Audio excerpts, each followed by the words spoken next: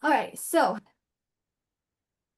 welcome everybody. So today we're working on a discussion. We're starting section 2 of the Provisional Guidelines for Women's Councils document. So that section is called Notification, Witnesses, Council, and Attendance. So I can share my screen if that's the best way for us to kind of take a glance at it really quick. Let me start with that. Let's see. Okay. Okay, let me know if you can see this. Can someone unmute and just tell me really fast if it's visible for them? Or I can still see you. You can just give me a Yeah. thumbs up. Okay, great.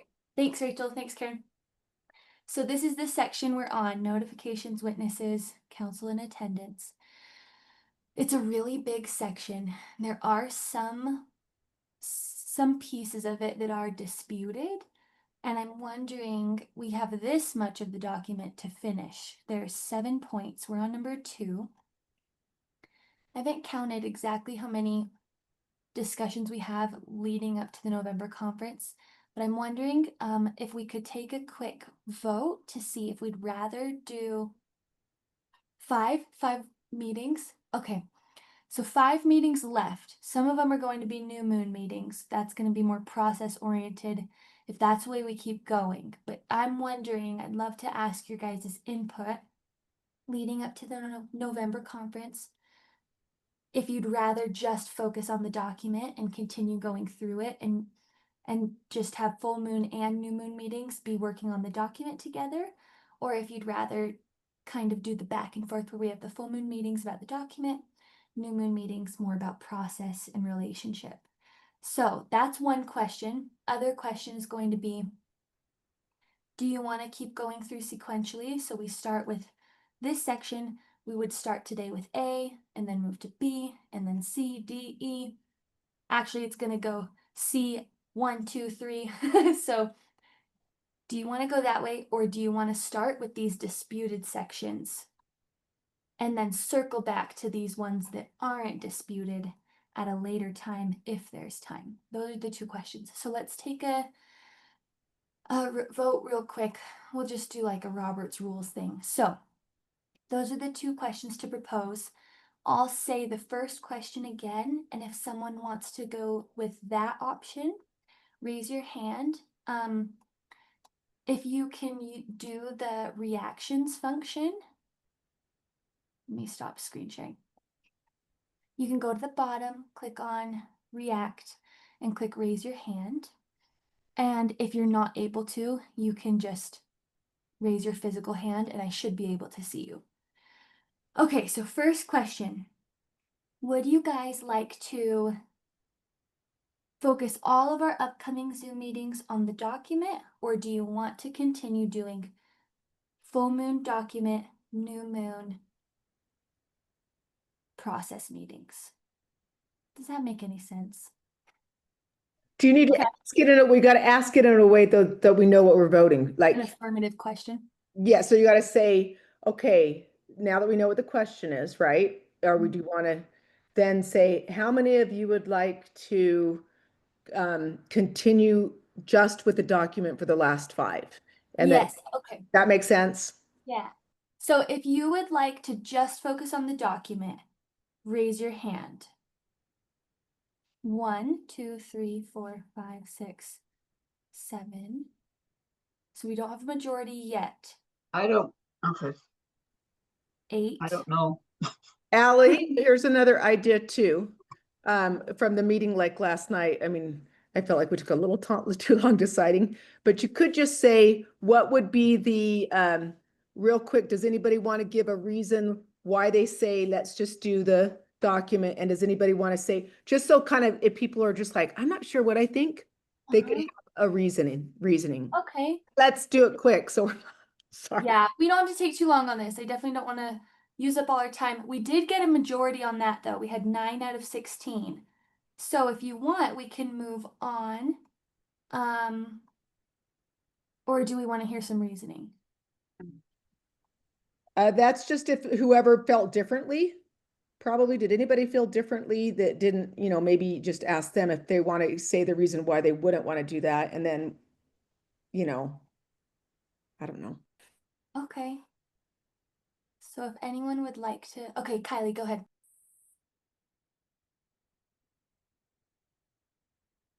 There I am. Hi, I am always in favor of process over outcome because most outcomes are a byproduct, and there's a lot of distance, I don't know, just distance between people, and the process meetings are closing that distance and makes it easier to come together the next time and reason. So well, I don't know. I hear tell that it's hard to move from outcome oriented to process oriented.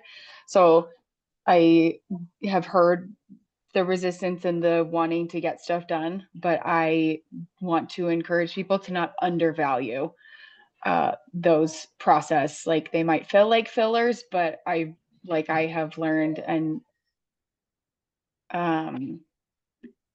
grown a lot closer and like better able to communicate and understand with people through those process meetings. So I am 100% in favor of keeping those as the same priority as these. That's my reason. Thanks, Kylie. Oh, we have Marlene. Marlene, go ahead. I was gonna say, I like how Kylie explained that, and maybe you could do for Allie, what you could do is explain to us how a process meeting would be different from what we're doing tonight. Because I think all of us, for me anyway, the reason I voted for the first thing you said is because I really would like to get through this document, and we only have so many weeks left, and I'm just starting to feel the urgency of we are going to run out of time. But I am willing to consider doing both ways. But will you just explain to us clearly the value of both ways so that maybe we could take another vote? Thanks. Sure thing. Thanks, Marlene. I'll go to you next, Connie. I'll just answer Marlene really fast. So the way we've kind of set up the process meeting so far, the first one I missed actually. I was camping and I thought I'd have better internet connection, but I didn't. So that one was an ice cream social. It was bring your own ice cream because obviously I can't share with you over the computer. And it was just about getting to know each other. The second meeting we had recently, I think that was the second one, was we discussed what it means to be of one heart first. Obviously, the one heart first thing is coming from the epigraph in the TNC. I really enjoyed that discussion. I have enjoyed the process meeting that I've been to. And so I see both perspectives. I see we are running out of time before this November conference, and I can see people wanting to really dig into the document before then so they feel like they're able to make their most informed vote. And then I also enjoy the process meetings and really think it's beneficial to work on our relationships together. So I can see both perspectives.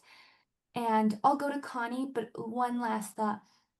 Maybe this can be something, even if there are some passionate opinions on either perspective, we could just table this for tonight and maybe think about it and revisit at our next meeting too. That's one option. Okay, go for it, Connie. She's muted. I just wanted to say that I second what Marlene said. That's all. Thanks, Can you Connie. hear me? Yeah, we heard Okay, you. just making Thank sure. you. Yep, we got you. Thanks for Thanks. sharing. So then maybe would you guys like to just bring it up again next meeting and we can just decide what we want to do that meeting, if we want to do the document or if we want to do something more process oriented. Maybe we can have some discussion on the Slack and the email group too from now until then. Raise your hand if you'd like to table this for now. I don't know.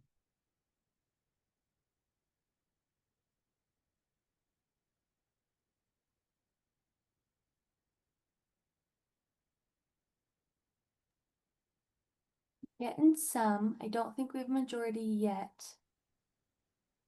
Let's see. Okay. So, not a majority. So do we want to keep discussing it then? Maybe that means do you have a hand raised to speak, Karen? Or is it Yeah. still? I was gonna Okay. say, so, Because I totally agree. I actually really enjoy the ones that we're talking about, the just these ideas and things that bring us together. I guess my thought would be it's kind of like in last night's Zoom, I felt like we decided to move forward with something so that we could get to the meat of some things, not because we're trying to ignore um, the value of what comes from those discussions, but because there is a vote in November, and even though we've been doing this since April, it's been very, very slow. And I just want people to feel like that when that vote happens, that we've been asked by the revelation to, reason together. And my understanding is that these Zooms are the predominant way.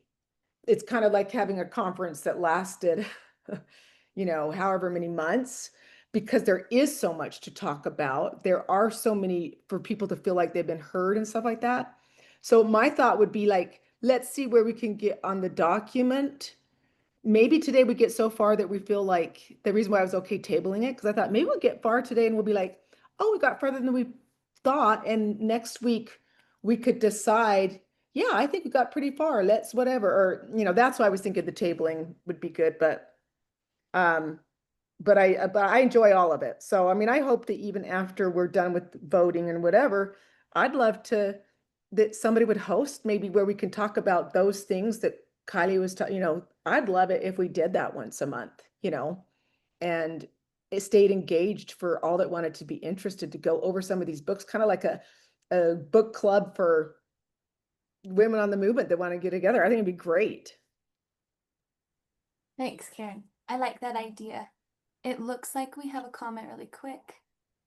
Melissa, I can add you to the Slack. If you just want to paste your email in the chat box, I'll write you down. So we did get a majority to move forward with the document. We didn't get a majority to table it. So I'm thinking, let's move forward with the document. And I also, again, value the process meetings. Maybe we can find a way to have something like that also, if not in the meantime, like Karen suggested, after the conference is over.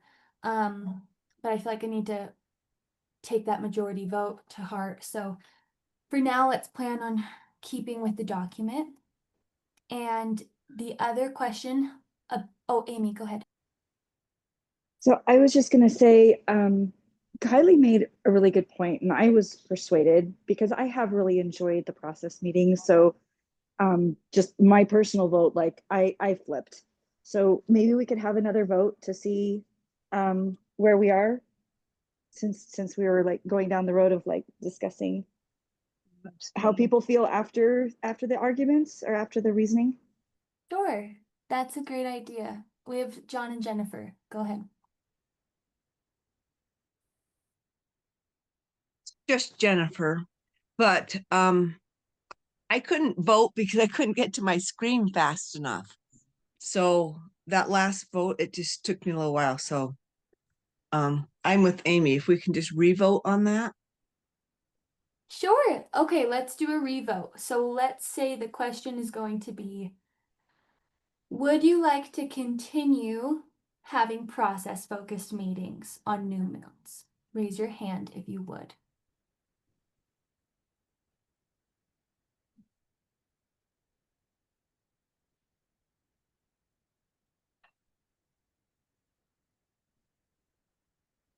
Lisa, we have a thumbs up. Is that a vote? Yes. Okay, thanks.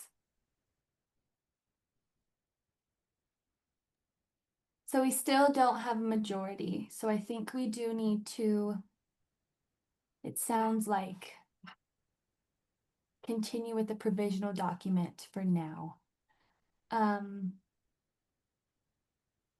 So let's go to the next question, which is going to be, would you like to focus on the disputed portions first and revisit the undisputed portions at a later time after we have gotten through all of those disputed portions?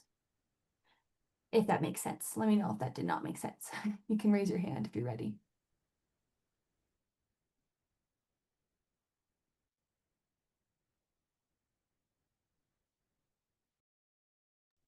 Are we voting?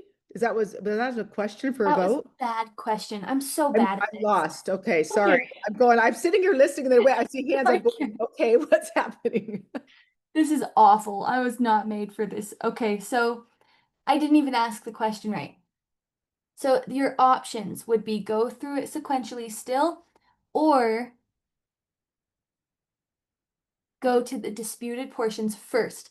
If you would like to go to the disputed portions first, raise your hand.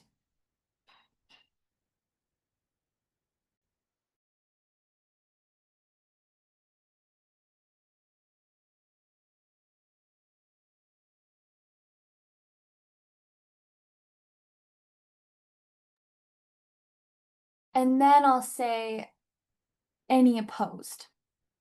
Raise your hand. I guess that's how we should be doing the votes probably, because there might be some people who don't vote for either side. So any who would like to go through it sequentially and are opposed to going through the disputed portions first, please raise your hand.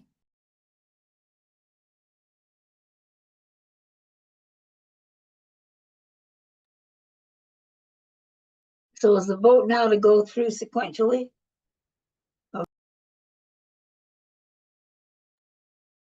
Okay, so it looks Are like you gonna ask if there's people that abstain, then you'll know what the count is? I think we'll just go with who voted. We have more people voting for disputed than for sequentially. So I think we go through disputed first, if that works. And thank you all for bearing with me. That was not my finest hour. So maybe I'll delegate to someone else to conduct the voting who might be better than me. If Sky was here, I'd say, Sky, can you do the voting, please? So, or Wendy. Maybe I should have asked Wendy. Wendy's a pro. Okay, let's get started with the document then. If everyone's okay to move on. Does anyone have any questions or concerns they want to raise before we jump into the document?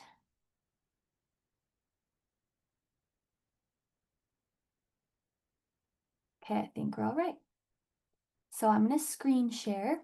We'll go to, oh, we have one. Okay, go ahead, Kalisa. Hey, I was wondering about, let's say we're discussing the disputed sections.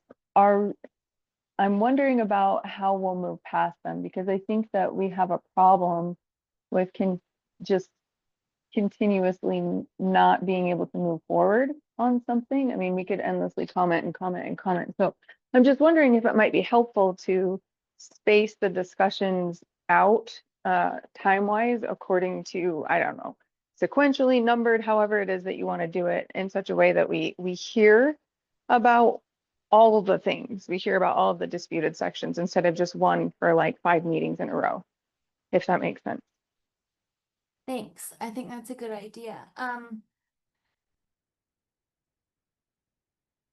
Would it work if we say we're going to start today with whatever section we decide to, and if someone is feeling like we've just been going on too long in this section, then they can motion for a vote that we move forward? Would that be a good idea? Connie, did you want to speak to that? I just want a second. Was it Kylie? What, or Lisa. someone said, we just need to get moving through this and get it all discussed. And if we're continually, I haven't been on most of the Zoom meetings, but if we're just continually disputing, it's very frustrating, which is why I quit coming on the Zoom meetings. Sorry.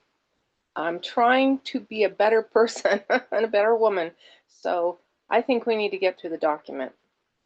That's just what I wanted to say. Thank you. Connie. Go ahead, Karen. I liked that idea, Kalisa. I did notice, I've looked at the document and there are 8 times where Stephanie writes disputed and 4 times where she says more discussion needed, which I assume that's kind of the same thing as disputed. So you got 12 times that she's written that. And so I'm thinking, can we do some math maybe and try to say what would be in a amount of time, maybe? Want to discuss it. If somebody I don't know, Kalisa, you got a good mind. Do you have a proposal based on that fact that there's like kind of like 12 topics that seem like they're under dispute? So we have 5 meetings left. If we are doing it each time, but I don't remember, it's not even clear to me how the vote ended. Are I we think we're doing, doing the document the whole we're time is doing the what it sounded like document for to the me. rest of the time? Okay. So yes, we have 5 meetings left. Yes, Kalisa. I mean, if we did 3 topics a meeting and then circled back around to whatever everybody wanted for the last meeting, maybe that would work.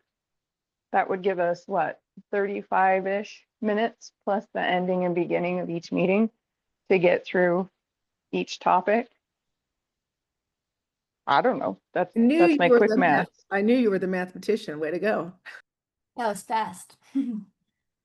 That sounds good. Is everyone good with that? Give a thumbs up or raise your hand if you are in agreement with that.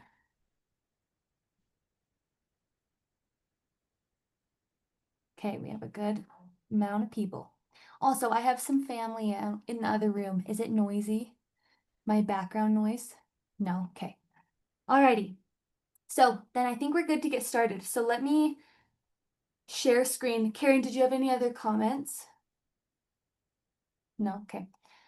We'll go over here and then I'll show the first disputed.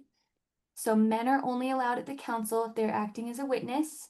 That's going to be section 2C2, Roman numeral 2. So number 2, option, whatever it is, letter C, Roman numeral 2. Then Roman numeral 3, after the council members have been chosen and before the council is convened, disclose the names of the women on the council to the accused. And then the third one we can discuss today, council members should not be anonymous to either the accused or the public. So those are our 3 topics for discussion tonight. And yeah, we've got about 30 minutes for each of those, and then we'll sign off. So would anyone like to pick up the discussion? Do we want to start with this one? Anyone want to chime in first? Men are only allowed at the council if they're acting as a witness. No, I think that's great. Oh, am I still on off with mute? Sorry. You're okay. When I was at Rock's Excommunication, it was just nothing but a sea of men. But the men who came for Rock came as witnesses. I liked that a lot. I like that thought. So no one's staring down any of the women. There's been a lot of that nonsense going on. These poor women. Thanks, Connie. I'm gonna say.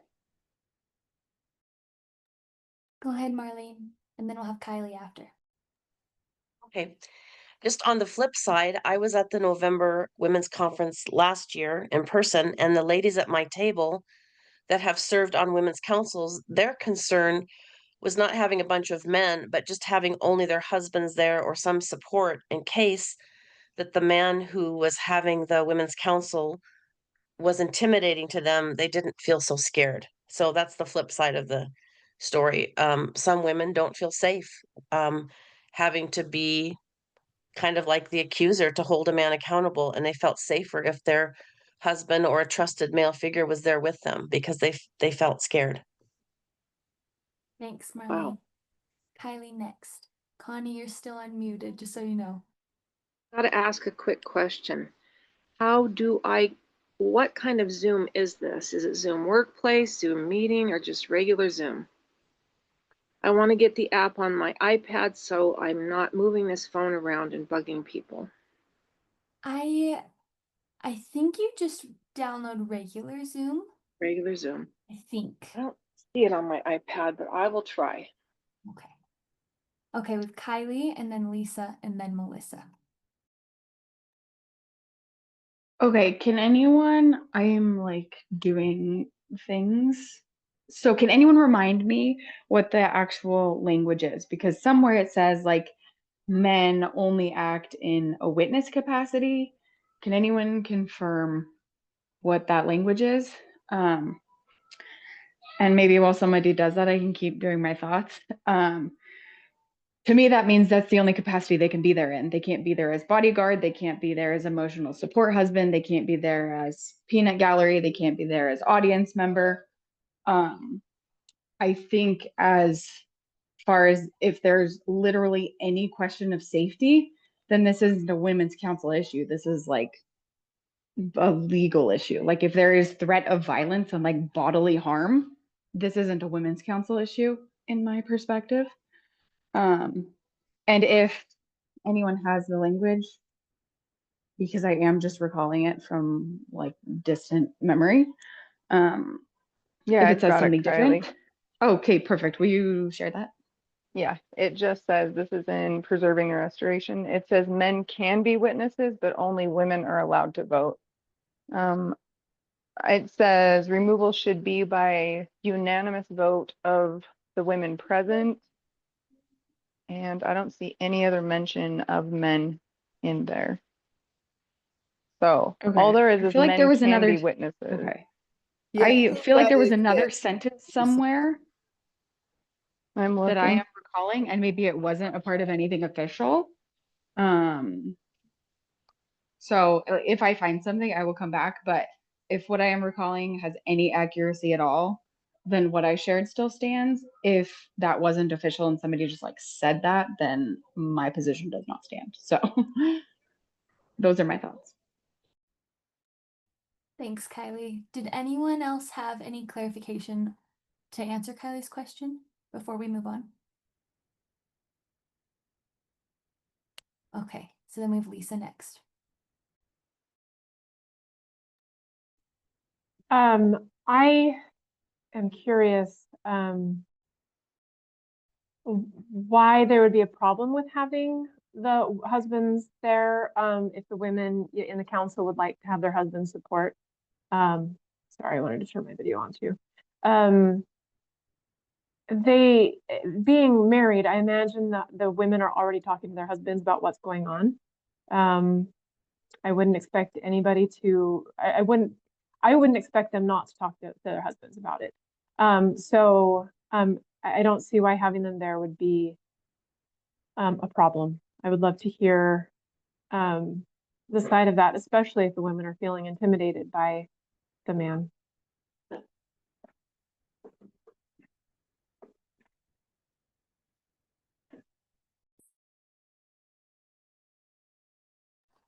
Whoops, sorry. Okay, did anyone want to respond to Lisa before we move to the next comment? I would. Okay, go ahead. You think about being intimidated. I mean, first of all, I agree with Kylie.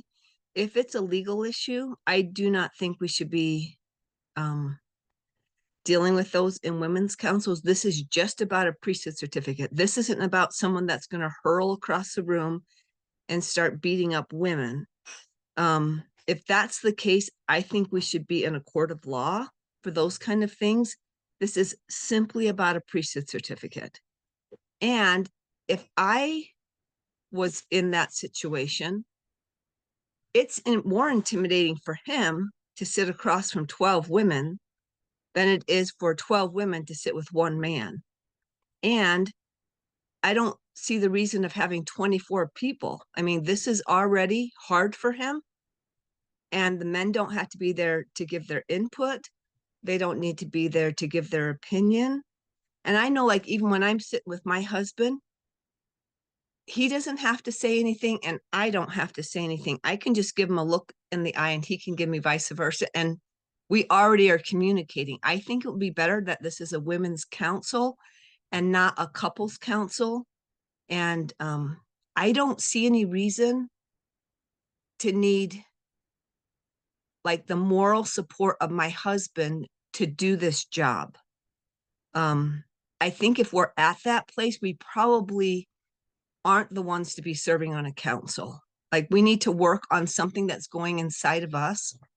But I would not want to put a man in front of 24 people to talk about some very personal things that maybe are very uncomfortable for him anyways. I don't think I wouldn't want to be in that position and I wouldn't want him to do that. So I feel very strongly, just have the women be there. And if you can't, get someone else that feels comfortable having those kind of conversations.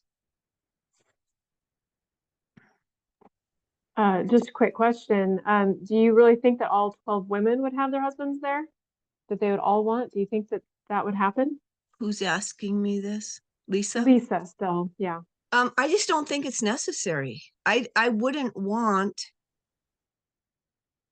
like Connie was talking about being there with a sea of men at the excommunication. This is a sea of women. Like, I've been on a women's council and there's a lot of women there. And to just add more people, that's not necessary. I guess I need to understand why a woman that feels like she should be on the council needs to have her husband as emotional support. Like, maybe I don't understand that. And it can be at this meeting, or someone can contact me personally that feels that way. We can have that conversation.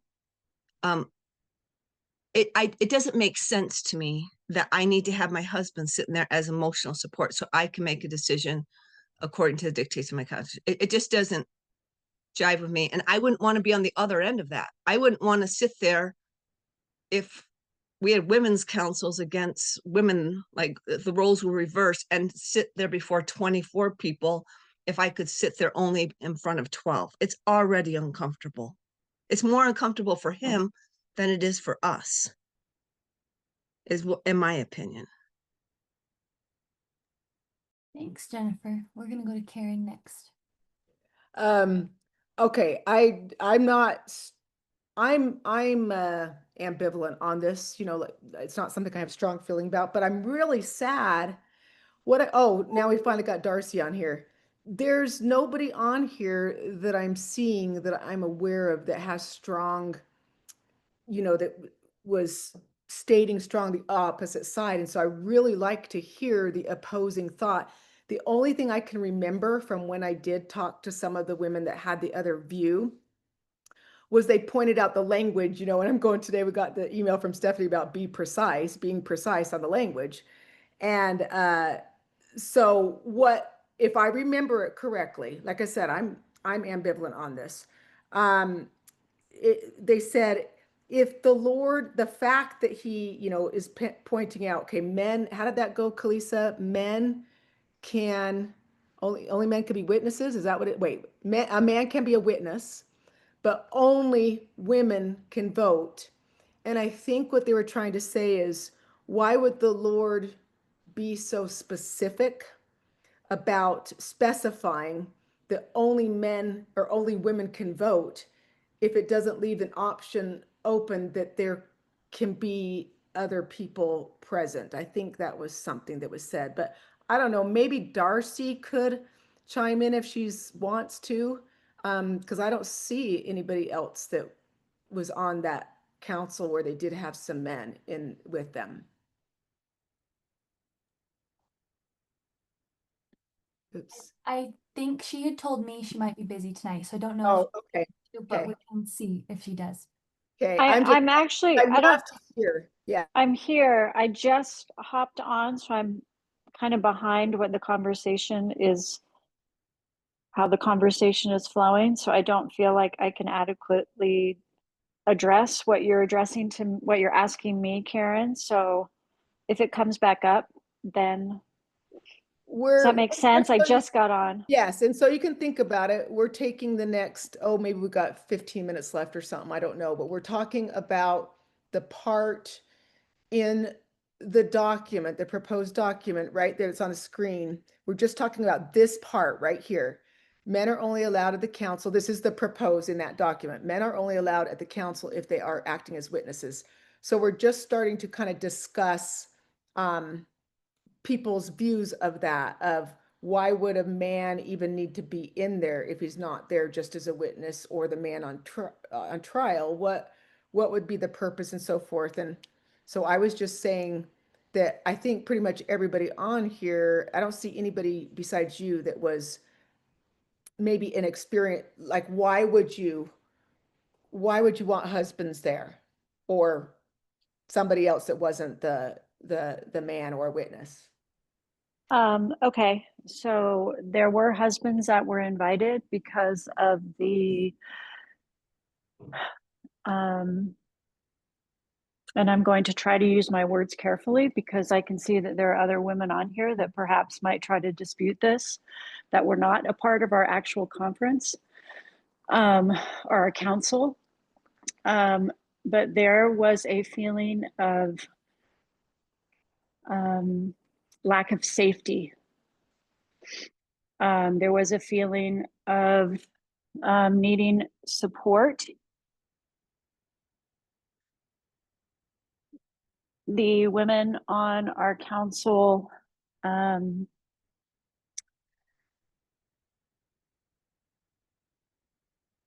felt like there needed maybe added protection. Can I interject as you're saying it? You probably missed Jennifer's comment before, and I think it's important because we're trying to hear that. I think this is about Okay. differences of what people are thinking. So, and Jennifer, you can restate this if I'm saying it wrong, but the way I would convey kind of what she was saying is if a woman, if it's that dangerous, then this is beyond, this is probably something legal. And then I just thought, well, yeah, but you still have to hold a council. But then the other thought was if you're a woman who needs emotional support from your husband in order to perform the duties of a council, if it's that scary for you or whatever, then maybe you should be saying no to doing that council, that we don't really need our husband's emotional support in order to be able to make a decision on that. And I think she also pointed out that it's already an intimidating experience to sit there in front of, 12, 13, 14, 15 women, whatever it is. And that then if you add these men in on top of it, you are, it's just not what is ideal and kind of fair to the man. Is that, Jennifer, a thumbs up? Is that an okay assessment of what you were saying? Yeah, I think you did a real good job, Karen. That's the crux of it. Yeah. So do you have any thoughts to that, Darcy, that just can understand? Sure. Yeah, I can see where I can see that point of view for sure in situations. And I could see where you're saying that if a woman does not feel emotionally capable of doing that, to step away, I could see that. But for our particular council, if there were 14 women that all felt the same way, that had that option, that expressed it, and in our situation, that was honored because it was not just one woman here, maybe another woman, another woman. It was all council members. But I can see the other side of the coin of some of the things that you pointed out, Karen. So I would just say in just being done with my part of bringing Darcy into this and all that, I would just say for me personally, this is again, like I always go back to, this is why I like it to be an option. Like there's not a set, I would say, I would think probably it's very rare that that would happen. But I always think it's important to leave the option that if it was needed, because I hadn't really realized that that was the case for yours, that all 14 were saying that. I did not realize that. And so that's what I like more, the beauty of don't make the hard and fast. You can never. But I think, I think Jennifer made some good points in general. I haven't, seen it on the councils that I've been associated with at all. But yeah, anyway, that was. Yeah, there were 13, there were 13 married. Well, 12 married. One was married to the man in question, and one was a single woman who actually asked if maybe her dad could even be present, but we did not allow that. That wasn't we didn't feel like that was, um, Appropriate.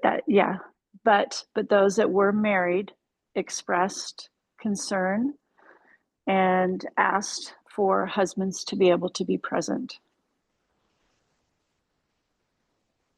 And I was going to say, I was on one other council though. No, I wasn't on the council. I was a witness.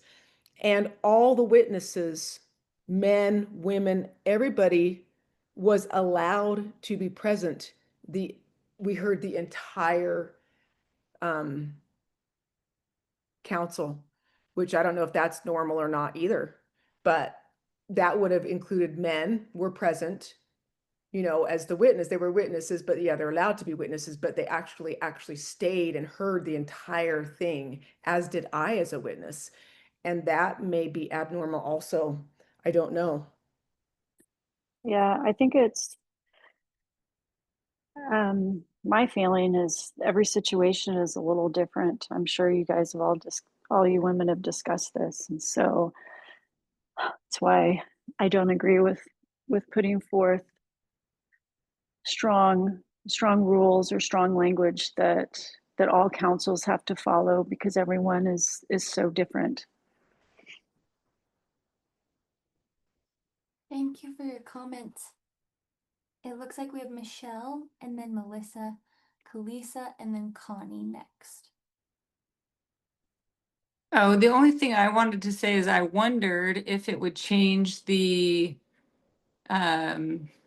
environment or the energy of the man who was on trial.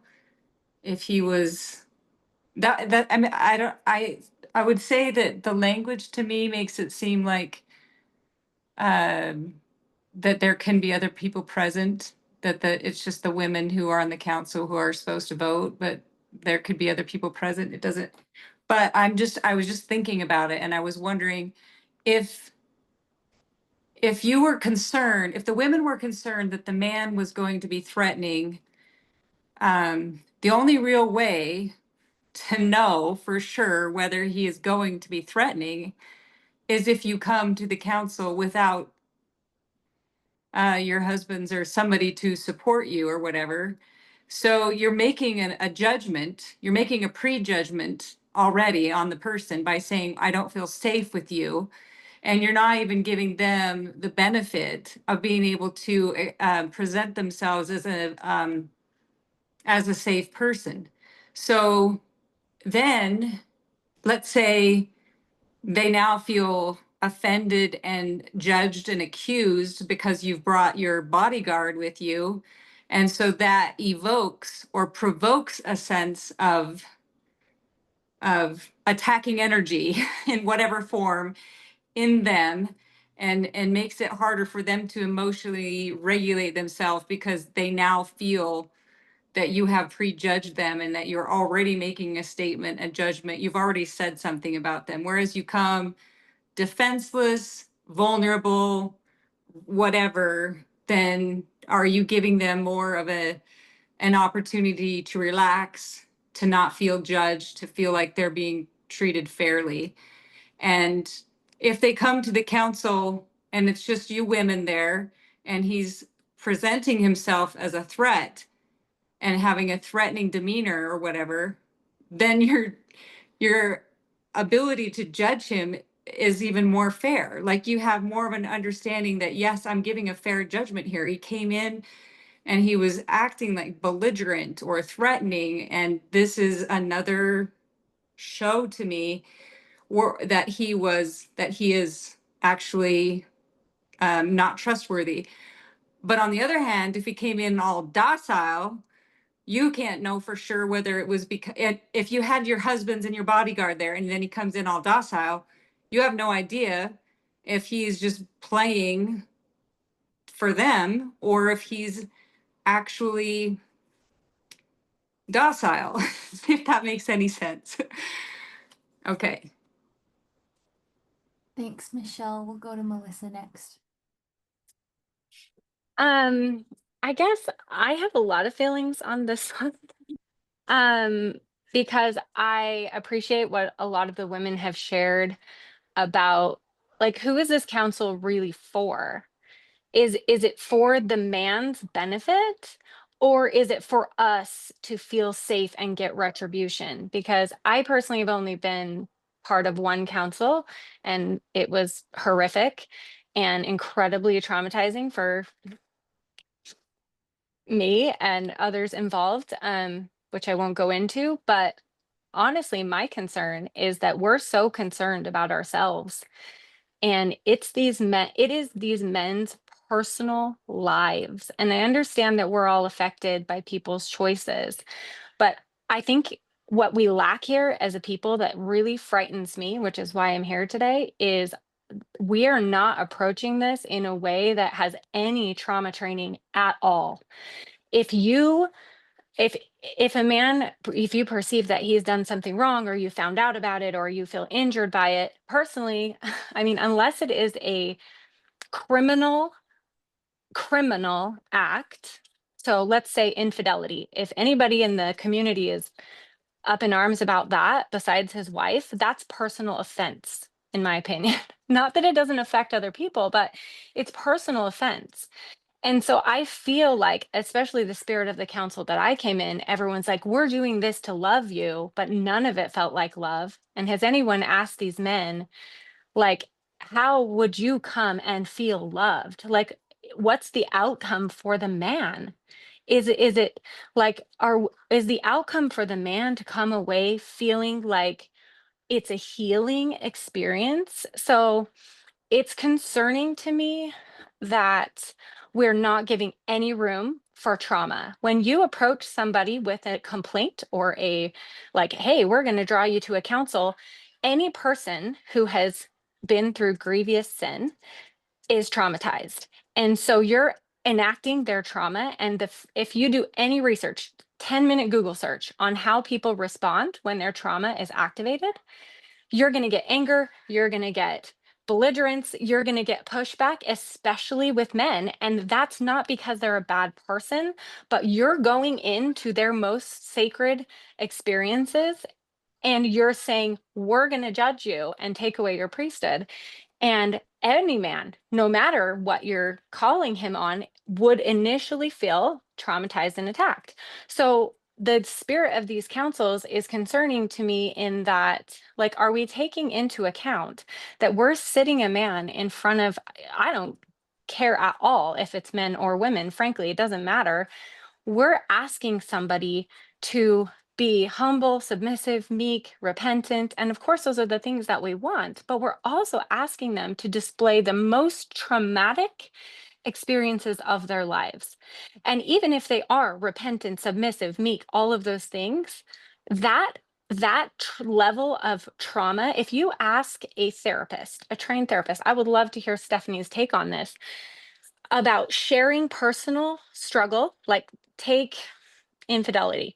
If you study betrayal trauma, man, it doesn't even matter for the husband or the wife. If you study that, sharing that with anyone decreases the capacity for that person to heal exponentially, right? Because for the rest of their lives, they have to know that in all of those places, they have to confront their shame every time that they see those people. So it is a big ask what we're asking these men, to confront their shame in such a personal degree. And this idea that, oh, well, these women are already talking to their husbands about it, that's against council regulations, by the way. They should not be sharing with their husbands at all. And so this is the problem, is like, there's this belief in the people, well, oh, well, the wife can talk to the husband. Well, the truth is I've been in one council and I know about many. So how is it that I know about many? How is it that we all know about many? Because the truth is nobody's keeping the rules. And so we've already created such a trauma situation for these men. There is no way a man is going to feel safe in any council at this point, in my opinion. Because we've created this environment where everybody knows. And sure, we take out the names, but even if somebody takes your name out of a story and then it gets shared in front of you, if that's your own trauma, like, so say we share a story in a conference about a man and we take out identifying names. If that man is present, the traumatic effect of us sharing his personal information as an example in public is so traumatizing. like on every level. And that's not even going like, what if he has a wife? What if he has children? And so it is really concerning that we're just like not taking into consideration the level of trauma that we're putting these men through. And so something that I've gone to the Lord about is, frankly, the women in my council were far more combative than the man accused.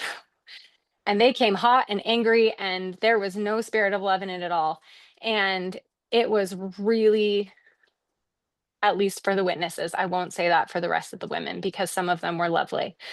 But even when the man was meek, humble, repentant, the fact that they're sitting in front of women is not a character of safety. Like, frankly, I think women can be more brutal than men when it comes to emotions and judgment, because we have, for lack of a better way to say it, like we have more feelings and we feel hurt deeper. And so personally, I think these councils would be better if they were done in pairs. In my opinion, if our vision of God is a pair, like why can't we do councils in pairs? And then we've solved the problem of the women feeling unsafe. We've solved the problem of the man feeling completely attacked by women, because in my experience, that's what happened. And like there's wisdom in a pair, right? The man and the women buffer each other, right? The woman has the intuition, the woman has the so like this idea of like no man should be present, I can see that, because for forever we've been wounded as women by the patriarchy, and that's why we're here. That's why we ask God, we need a different system. But I look at the system and I'm like, we need a different system. Can we ask God for a new one? Can we throw it the I won't say a swear word. Can we throw it the hell out? Like, because if the women are like, I don't feel safe, and or they're too emotional, or the man feels traumatized and accused, like, why don't we do it in pairs? That would make more sense to me.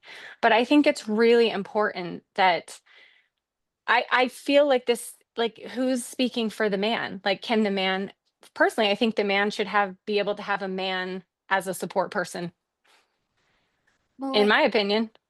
I think we just have a few more minutes left on this topic, so I want to thank you. Thanks. That was a passionate response.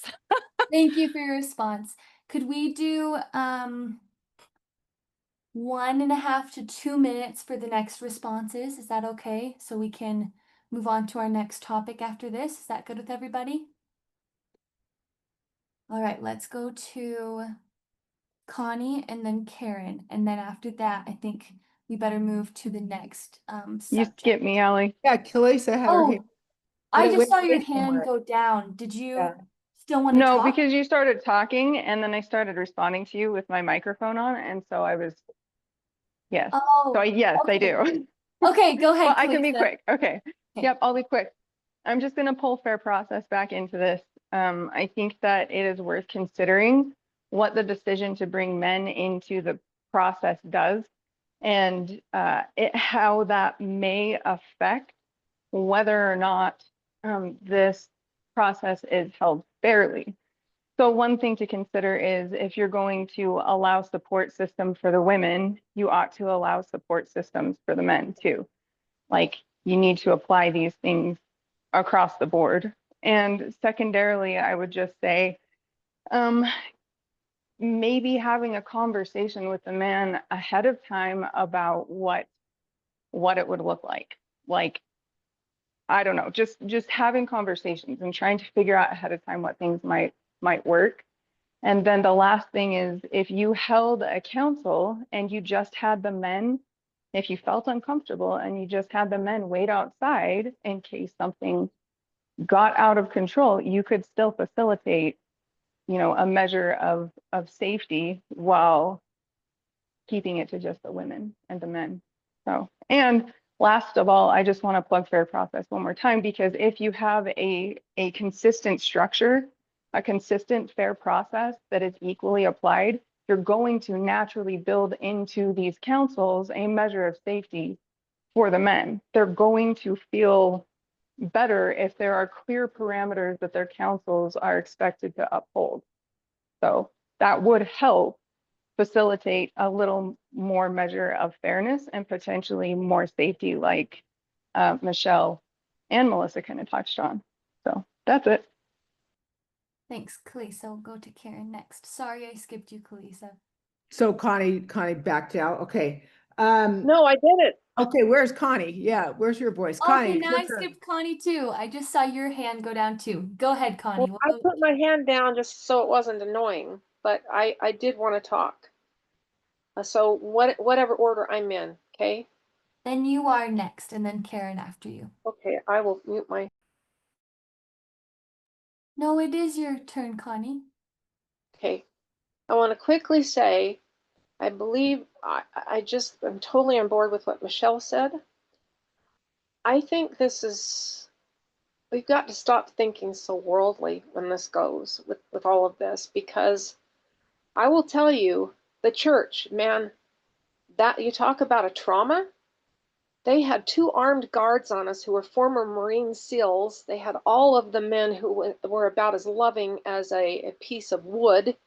And I went with Rock to be a witness, and I got arrhythmia so bad. I hadn't had arrhythmia since my early 30s from atrial fibrillation. So I think that bringing more people in, there were so many people there, and this was about Rock and about his journey, not about all of these other people who showed up. The witnesses had to stay outside. The reason we had armed guards on us because they thought that we were going to go postal on them or something. I don't know, but it was awful. It felt cruel. I think that 12 women is not a cruel thing to do. And it's the Lord's wishes that we do this. So we need to get over the fact that we're traumatizing men when, if they have done something worthy of having their priesthood certificate taken, I'm not trying to be a hard butt here, but I'm just saying, then they need to deal with it. You know, I had no choice but to deal with it. They wouldn't even let me go to the bathroom in that blasted church. So I'm just trying to tell you, I think we're being as kind as we possibly can be. And if you are going to come and I don't need my husband to come with me, and I am crippled. I need to be there for that man as much as possible, and I need to be there because God has asked me to do it. That's all I want to say. Thank you. Thanks, Connie. I'm sorry that I missed you also. We'll go to Karen now. I'll and be then- fast. Like I said, I'm kind of ambiguous. I could, either way. I just think don't make a rule about any of it. But the men didn't speak in support. I want to just mention that on Kalisa's, I liked, you had a good point, I thought, to say, well, if the women can have a support, then the man can have a support. I think that's a great idea if the women felt like, hey, we're going to have our husbands or whatever, let him. But I do, to my understanding, I don't think, other than there may have been a husband that was a witness or something, I don't know, but the men did not speak that were there with their husbands. So it would make me wonder, well, if they can't speak, can the man that's the sport speak? So that would be something. But another thing that I wanted to mention was when Melissa was talking, and I don't want to go down this road, but it wasn't clear to me. She had some really good points, but then part where I wasn't clear on what she was saying was she saying that if a man has committed adultery and his wife's willing to sweep it under the rug, that does not need a conference? Because that's something we need to figure out, because I personally don't believe that. I think scripturally that is such an offense to, and if you let stuff like that go on in your community, you're toast, you're done. The scriptures are very clear about that. And so I don't think that when you're talking that level of sin, I don't care if she's messed up in her head where she's going to say she's okay with that, that is not okay in our community to sweep adultery under the rug. I'm not speaking to how he was treated. That is not what I'm saying. But I do have concerns about that, because there was another case of this where that happened, where the wife was willing to just sweep it under the rug, and and the children knew about it, and it's just not okay. It's a poison in the society. We're a community that are to be protected. And that's why when the Lord gave the forgiveness revelation, where he basically says, once you're forgiven, twice, that's because it doesn't matter if the wife was okay with it. That is just a serious sin. So I think that's something also we kind of need to talk about that as women is what are sins if you get a wife who says, I don't care that he did that, but you know that it was done. What are those sort of sins? Anyway, that's kind of off topic, but anyway, so I just want to bring that up. Thanks, Karen. Alrighty, I'm gonna go to the screen share again, and we're gonna move to the next topic, which is after the council members have been chosen and before the council is convened, disclose the names of the women on the council to the accused. So let's do maybe going into this next section. Before in meetings, I've been pretty lax, just kind of letting people talk and not really interrupting. But since we have pretty strict time limits now, since we decided to do it this way and give about 30 minutes to each topic, let's say once you get to about a 3-minute comment, I'll give you a reminder to kind of wrap it up maybe. And then once we're getting near the end of this section, I'll jump in and say, okay, just a reminder, we have a few minutes left, so let's try and keep our comments a little tight. All right, let's go start this section. I should have said that before. Now I just read it and it's probably out of your mind because I started talking again. So this subject now is about sharing the names of the councilwomen with the accused before the council is convened. Anyone want to kick it off? Marlene, go ahead. Okay, I just have a question for everyone. I'm trying to figure out in my own mind, if a man is called to a council and then that council decides, or one woman decides that this man is innocent and he should keep his certificate, is it a good thing or not a good thing for that man to have all the names of the women on that council, especially if he's allowed to keep his certificate? Now, I could go either way on this, but this is why I'm asking. If you happen to have a man who is vindictive or angry or wants to punish or whatever, and we're comparing this to using the Constitution and the Bill of Rights and due process and all these things, an accused man in a jury room, in a courtroom, never gets the names of the jury members. So I'm just coming at this from a legal standpoint, and I'd just like to throw that out to everyone to think about. Of course, I do think if the man is found guilty and has his certificate taken away, then yes, he probably does need to know who found him guilty. I'm not sure if he needs to have everybody's name if he walks away a free man with nothing but, I don't know, the embarrassment of coming to a council. Thank you. Thanks, Marlene. We'll go to Jennifer next.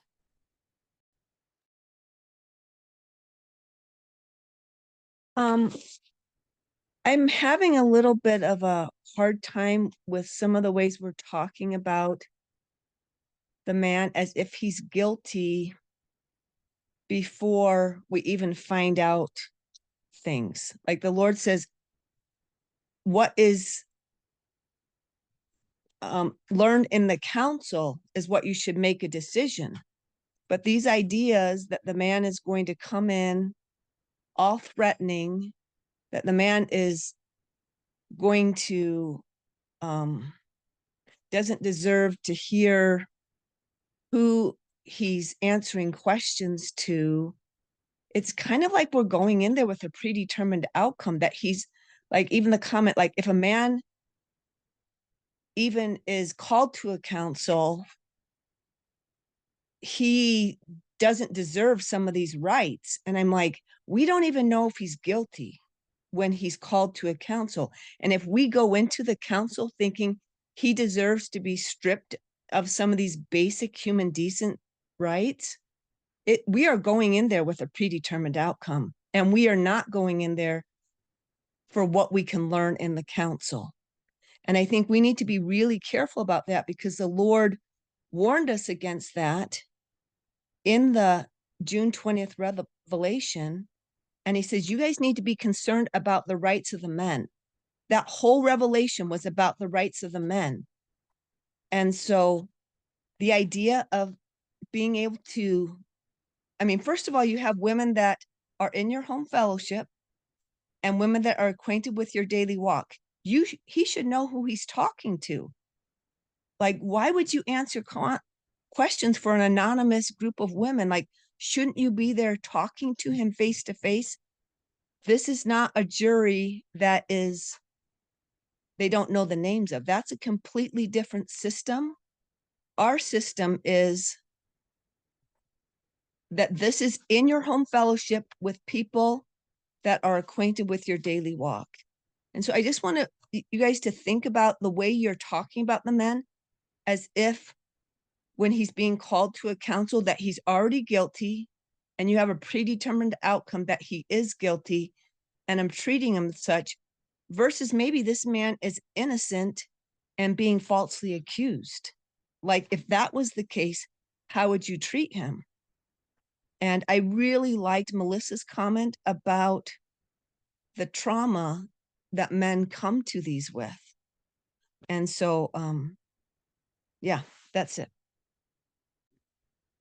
Okay, I think I'm next. And I had something different I wanted to say, but I did want to just touch real lightly on what Jennifer just said. And that is that this has been the conundrum of what we're asked to do that is different than what the government does. In the government, somebody files charges, a report gets made, it's to the police, they do it, then an investigator and whatever. And in the end, we wear every single hat. This is enormous. You think about it. Somebody tells you something happened, and then some woman has to do enough investigation to find out, is there any truth to this or not? And then some woman has to decide, I don't want to put this man through this. At least this is how I would be. I don't want to put this man through this unless there's enough validity that I think, gee, it's probably merits something, because to try to round up 12 women and to even put him through, I wouldn't want to put him through something if it's just like, well, I think you might have maybe.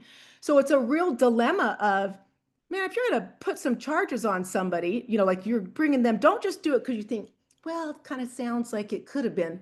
You better have some real substantial stuff. So there's a dilemma, because it's not treating the man fair if you just kind of some little rumor and just take it all lighthearted like you didn't know enough. And so do you see what I'm saying? That this is a big deal, because what Jennifer's saying is true. Jennifer's organized a couple. She called me to try to convince me to be on one. And she knew a lot of information, and she used some compelling information to try to get me to be on it. And I still said no. But I'm just saying it is a very difficult spot to be put in, to know information that was given to you, determine whether there's substance to it, and then decide, do I round up 12 women and put this man through it? So if you don't have enough, this whole thing is full of conundrums. The conundrums are deep, the paradoxes, the irony involved, the different roles that are being played.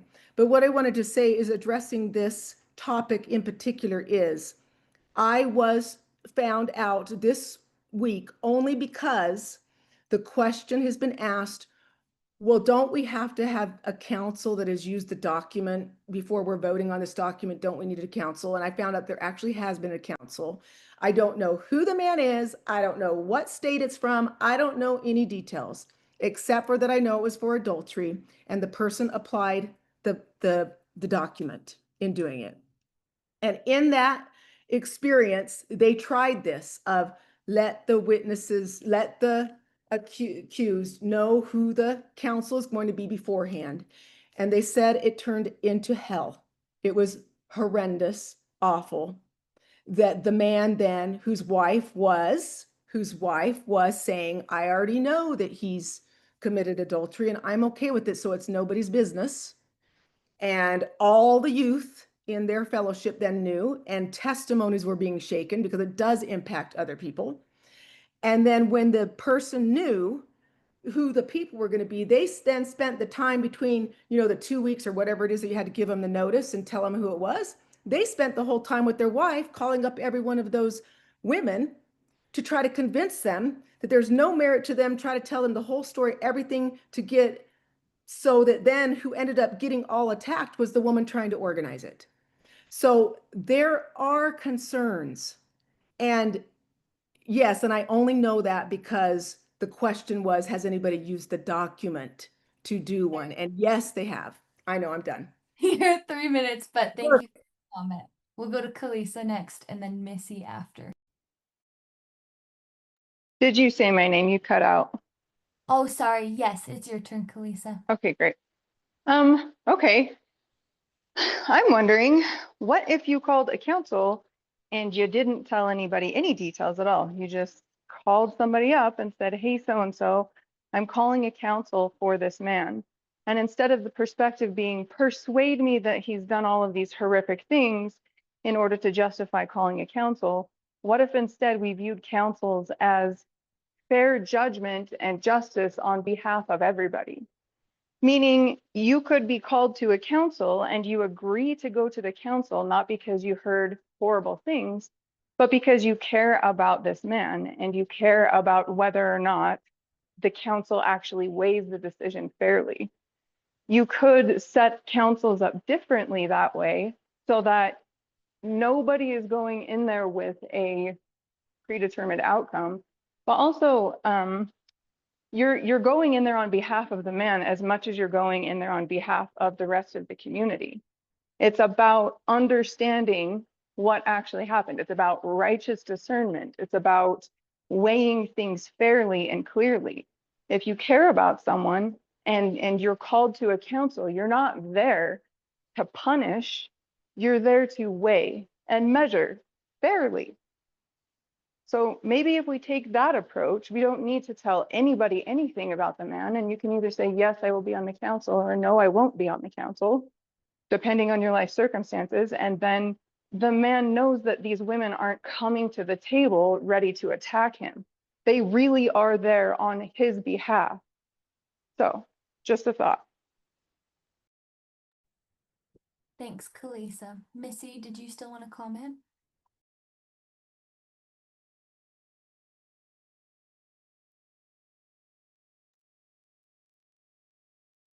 I don't know if I might have cut out again. Missy, if you still want to comment, it's your turn.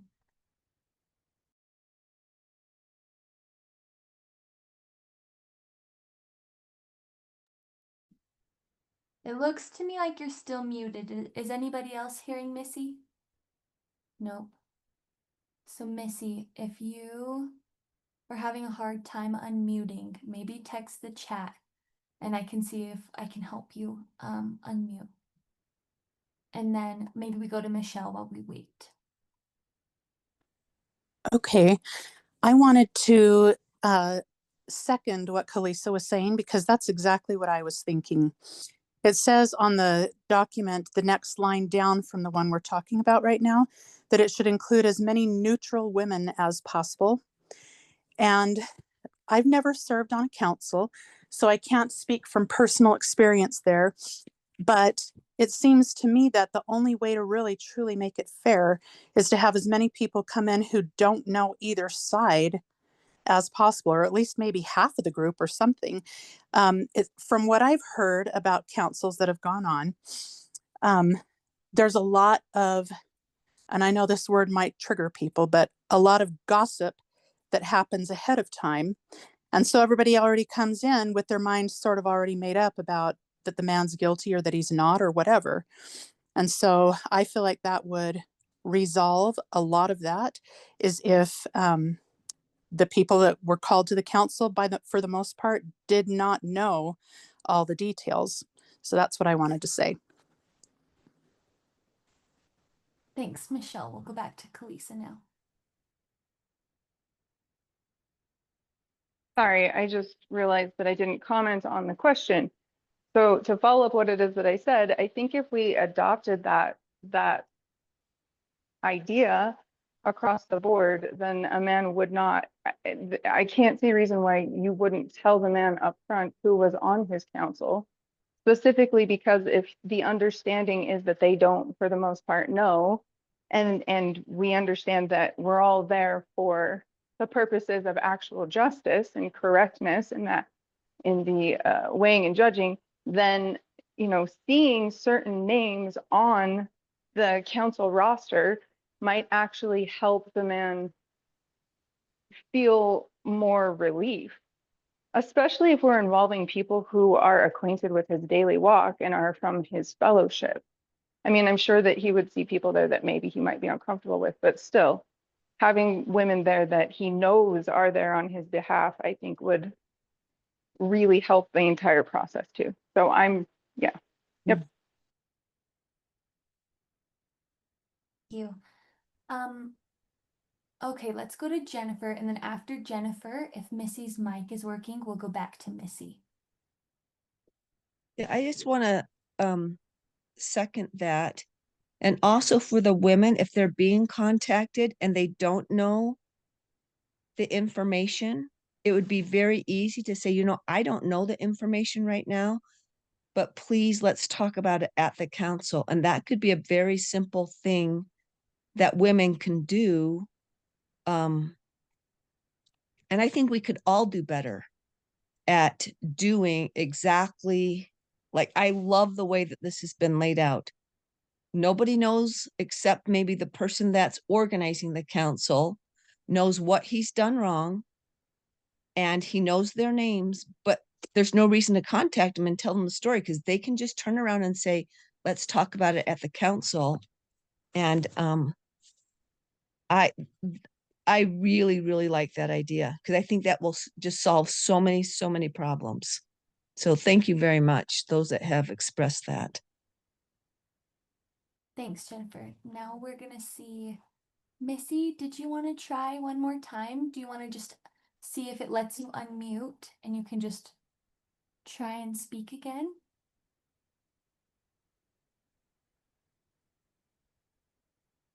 Don't know if it's working. Okay, let's go to Jennifer and Brian Bowler, and then we'll do Karen.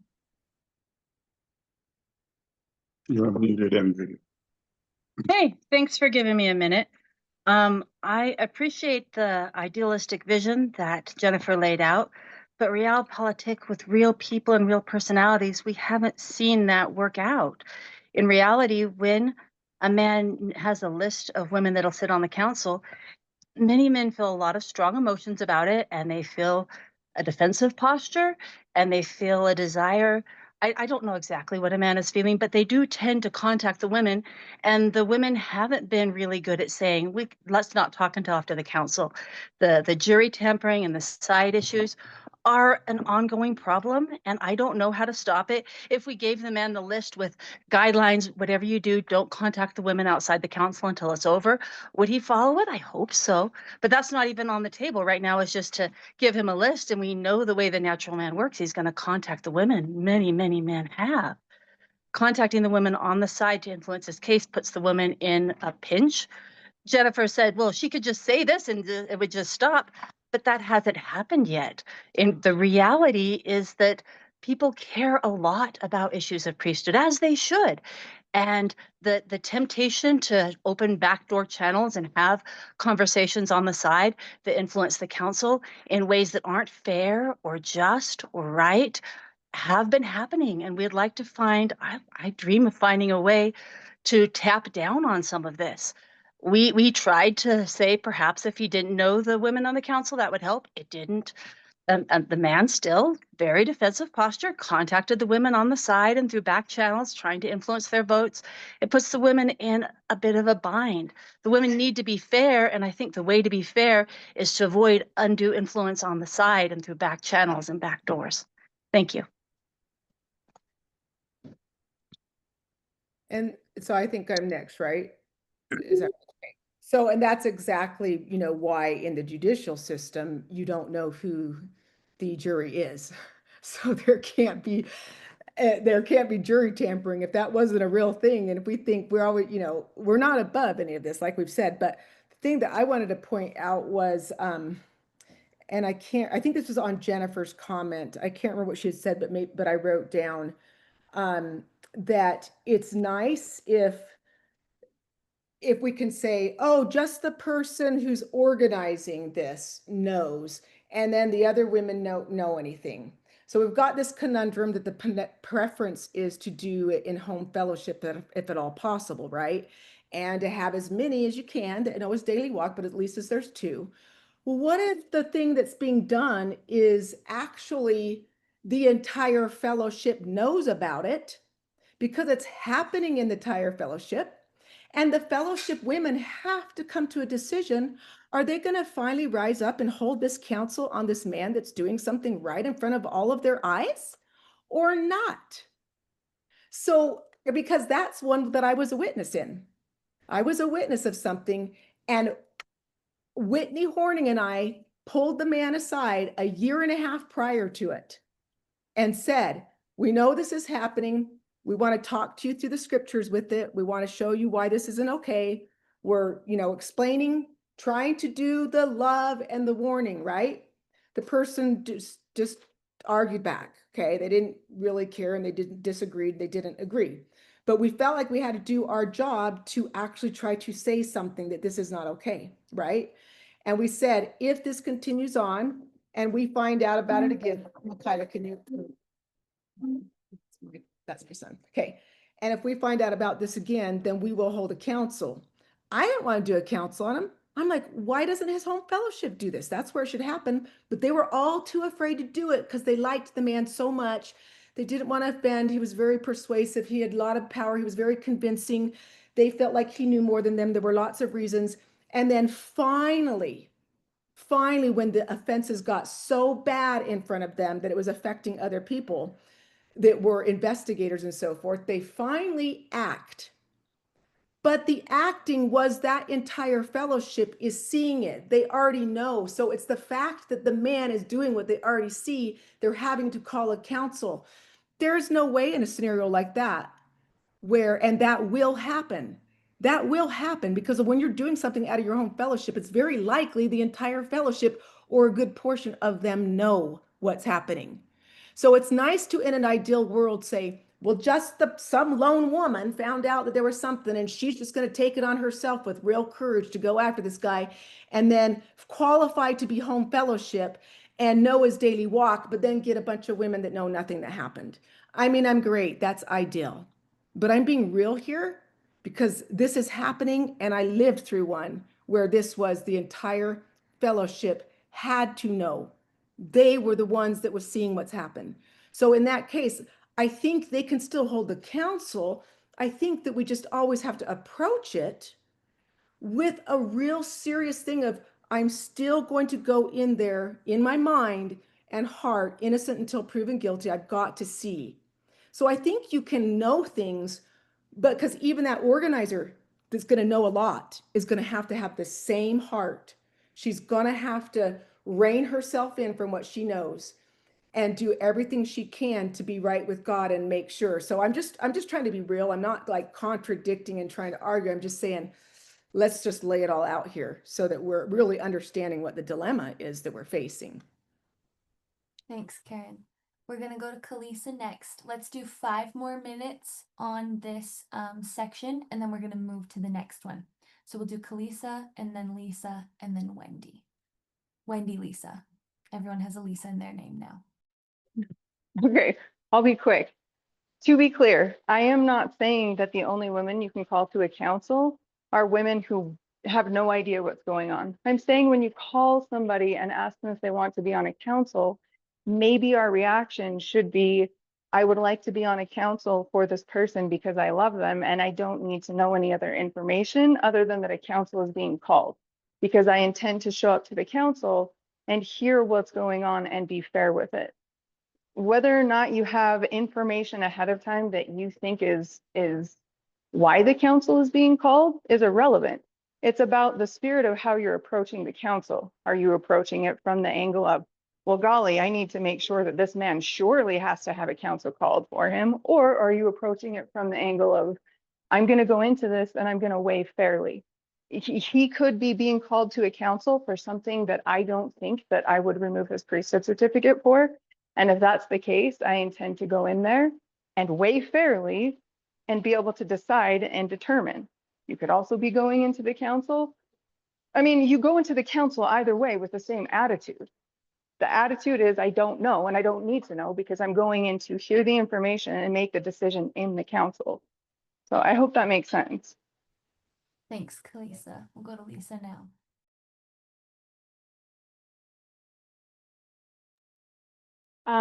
So I'll turn my video on while I'm commenting. I still don't understand how the man knowing the witnesses beforehand, why that would be important to having a fair trial. Like, it sounds like those who support that are like, he should know because he deserves to know. But is there any reason that it would contribute to fair and due process, to fair judgment and those things? And when he gets to the trial, he's going to know, right? Like, I guess if some of it's held on Zoom, then somebody could keep their cameras off, and I don't know that I'd approve of that. But when he gets to the council, he'll know. He should know. I just don't understand why knowing beforehand is going to contribute to having a fair council and due process. Thanks, Lisa. Okay, we're going to Wendy. We have 2 minutes left. So let's just take Wendy's comment, and then if there's still more time, we'll take Jennifer's. And if not, maybe we can just move this conversation to the Slack and the email group. Okay, well, I will try to be fast. I do think that was a great question, Lisa, and I wasn't going to answer that. I'm curious about answers to that. All I wanted to say was just to provide a counter example to Karen's. I know Nancy's already mentioned it in the chat, but I was on a council for someone who I thought I knew really well. I didn't know what was going on, and the person who called the council was very intentional about confidentiality to the degree that she said, hey, we're calling a council for someone, didn't say who it was, said what the charges were, and did not share gossip or stories ahead of time. So I just as a testament that it can also go that way, because I've experienced that. Thanks, Wendy. All right, Jennifer, if you want to take it until 7:30, then we'll switch. And I can be real fast. Lisa, this is to answer your question. I think we were talking more about what happened in a women's council where the man never was told who was on the council. He was asked to come before an anonymous council. It wasn't so much the complaint that he didn't know about them beforehand. It's they never would reveal their identity to him. They're like, no. So the whole, he wasn't even allowed to come to the council, call witnesses, or know who was on the council. And that, I think, more would be my concern. I'm not hard that he needs to know all 12 women beforehand. I don't have a strong opinion about that, but I do think when he comes to the council, he needs to know who he's sitting before, who he's answering questions. He needs to be allowed to attend, and he needs to be allowed to have witnesses that can speak on his behalf. And so maybe that's coming from that, not so much that he needs to know it beforehand. I'm not quite sure what the provisional document said, but that would be my concern of the council never letting him know before, after, or during who he's speaking to or who's judging him, because he's not speaking to them because they didn't allow him to come. Thanks, Jennifer. Okay, I'm going to share screen. We're going to go to the next section. So next one is going to be council members cannot or should not be anonymous to either the accused or the public. So I guess that fits with what Jennifer was saying, because it looks like this particular section is about disclosing the names of the women on the council before the council is convened. So that is about beforehand. But this next part seems to be talking about before, during, after, like Jennifer was referencing. Council members cannot, should not be anonymous to either the accused or the public. So that sounds more long-term or at any point of the process. All right, and let's see if anyone wants to start off on this topic. Feel free to raise your hand. And if anyone ever needs me to go back to the question, you can let me know and I'll share my screen again. Go ahead, Lisa. I just think that would be a good thing to specify. I don't know if we're taking notes on this or something. But at some point in the document, if we were to pass it, I think that would be a good thing to clarify. What thing do you mean, Lisa? That one of them, the first one we were just talking about is before the council, and that this one that we're discussing now is during the council. Gotcha. Okay. Thanks. Since no one's hands are up yet, let me just say this so I can get it out of the way really quick. Let's wrap up this section at 7:55. We'll do a last couple of closing comments and then we'll move on. Does that sound good to everybody? Yeah, Allie, could you read it one more time? Yeah. Okay. Let me share. Okay. Council members cannot, should not be anonymous to either the accused or the public. So if you're, Okay, I do have a comment. okay, So go ahead. cannot, should not. Okay, this goes along with, I feel like Melissa, this was a part I was going to say earlier because I knew I was going to say something else that I really liked what she said. And that's of, you know, the talking about it and stuff like that. She had that really good point about the trauma. I really, really do think that if at all possible, we, you know, if you're making stuff known, it just needs to not be known as much as possible.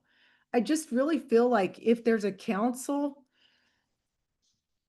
it needs to, you don't after a council, after in the law of the land, after a jury happens, um, you don't expose those jury members unless I guess they wanted to. Is that correct? Somebody nod yes. Kalisa, you know the law of the land. Am I stating that correctly? I That, you don't know, know, actually. I don't think you do because you could have retribution and so forth, right? I think the whole point is they get protected also their identity. At least I surely wouldn't want to be on a trial of somebody that's a lunatic and then thinking they'd come after me afterward.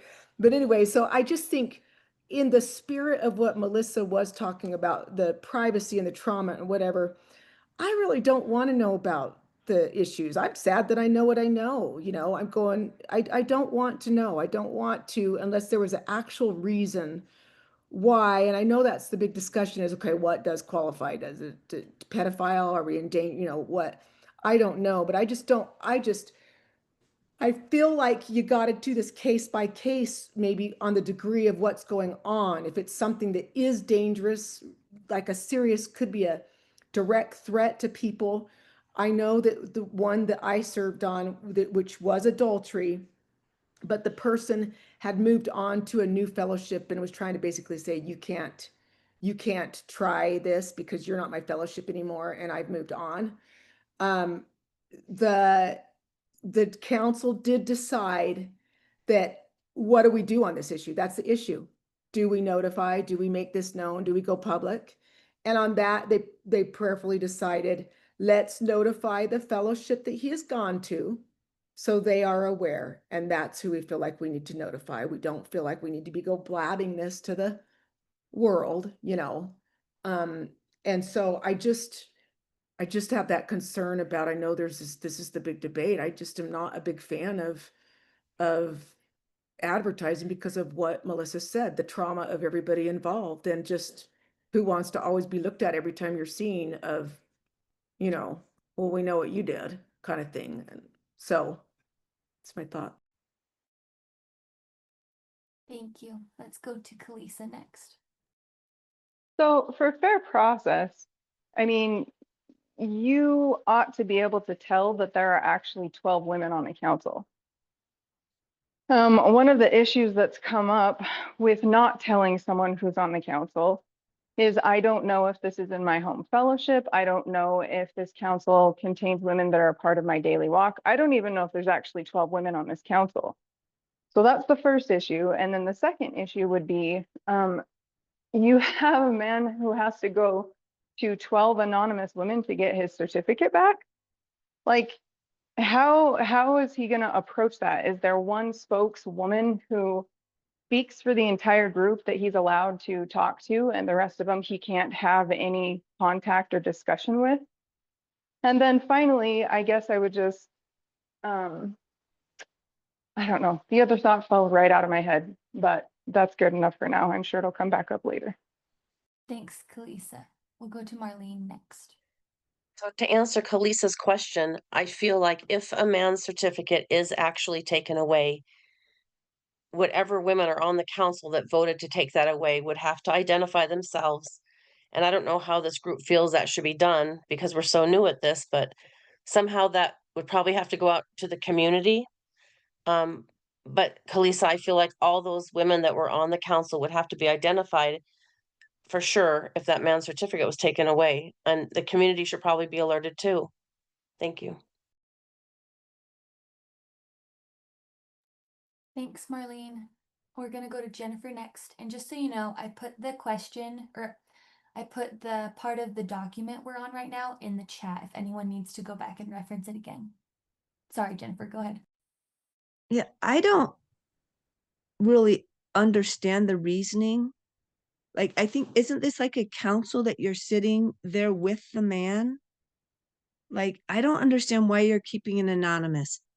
And when we compare it to an impartial jury, the rules of an impartial jury to us, we're not looking at the principles, we're looking at the procedures. And I don't think we can do that, because if we did that, we would have to have an impartial jury for the man, nobody that knew him, which we don't. So if we're going to use the rules of a jury of how we never know them and they never know the name of the jury and all of that kind of stuff, that's not relevant to ours, because ours is in the home fellowship, women that are acquainted with his daily walk, and he should be sitting there with them, talking to them. I would like to know a good reason why you would ask men personal questions about their life with anonymity. Like, it makes no sense. And we keep on going back to women being so afraid. I think some women might need to work through some of their emotional trauma triggers before they're on a council. And if it's something of a criminal basis, there's a man that I know of that I had originally signed a certificate for that's in prison now. And we never held a council for him. Like, that was not my thought. My thought was like, no, he needs to go through the court system. And I don't know if he's baptizing in prison. I don't know if that's going to be harmful. But like, if we're talking about criminal behavior, we need to go to the court system and stop using our fear of criminal behavior as our reason for anonymity and all of these protection devices we're creating for ourselves. So I would like to know good reasons why anonymity is needed in something as benign as a certificate, not including criminal behavior, because that should be taken in the court system. And why does a man not deserve the respect of facing his counsel face to face? Okay, so I'm up and I'm going to address that, Jennifer. So I needed the words in front of me. So thank you, Allie, for putting them up over there. I'm just too visual. I have to be seeing it. So the question is, council members, this is almost like this needs to be two different things, not lumped in like this to me. Council members should not be anonymous. That's one question. And then another is to either the accused or the public. That public part is what I was addressing in my other thing, okay? Because I don't think that the public should know that there's even a council that happened unless there's a compelling reason for them to. That's what I was addressing. This other part, council members should not be anonymous.